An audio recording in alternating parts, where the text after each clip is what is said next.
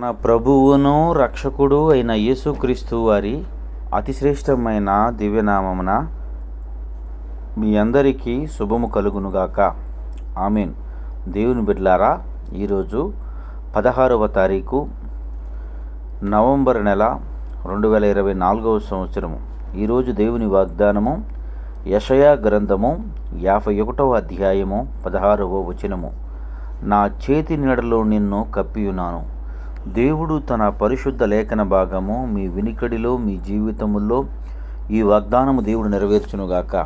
ఆమేన్. ప్రియ సహోదరి సహోదరులారా, యేసయ్య నిన్ను దాసేది, కప్పేది ఎక్కడ అంటే ఆయన చేతి నీడలో.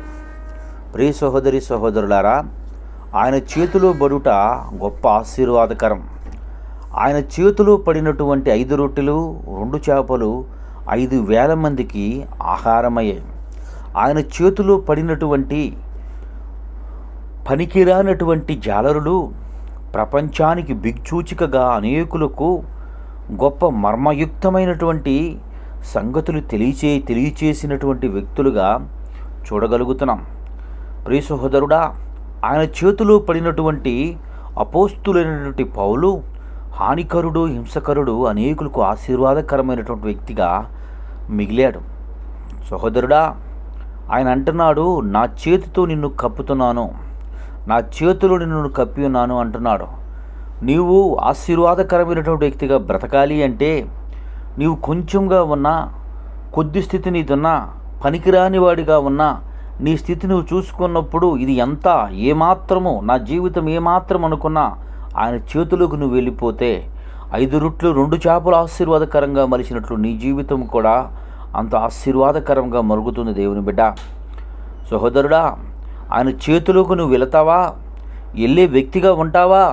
సహోదరి, ఆయన చేతులోకి నువ్వు వెళితే అంత దీవెనకరంగా దేవుడు నిన్ను మలుస్తాడు. సహోదరి, పనికిరానటువంటి దానిను, జ్ఞానం లేనటువంటి దానిను, నాకు ఏమాత్రం జ్ఞానం లేదు అనుకుంటున్నావా? ఆయన అంటున్నాడు, నా చేతిలోకి రా, నేను కప్పుతాను అంటున్నాడు. ఆయన చేతులు కప్పబడినటువంటి జాలరులు కేవలం చేపలు పట్టుకునే వ్యక్తులు అంత ఘనమైన స్థితిలో ఉంచినట్లు నిశ్చయముగా నీ జీవితాన్ని, నీ బ్రతుకును కూడా ఘనమైన స్థితిలో ఉంచుతాడు. నేను హానికరుడును, ప్రపంచానికి, కుటుంబానికి ఏమాత్రం ఉపయోగం లేనటువంటి వ్యక్తిని అనుకునే వ్యక్తివి నీవైతే ఆయన చేతిలోనికి వెళ్ళు.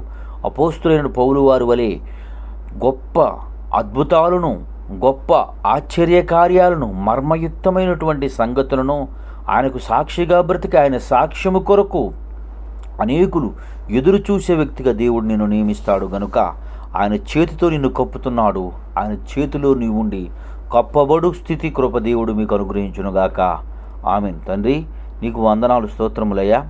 ప్రభా, నేటి దినమందు ప్రభా తని నీవిచ్చిన వాగ్దాన ప్రకారము బిడ్డలు తండ్రి బ్రతకగల స్థితి కృప దయచేసి నడిపించి నీ కాపుదలో భద్రపరచమని యేసయ్య నామం పేరట ప్రార్థన చేయుచున్నాను మా పరమ తండ్రి.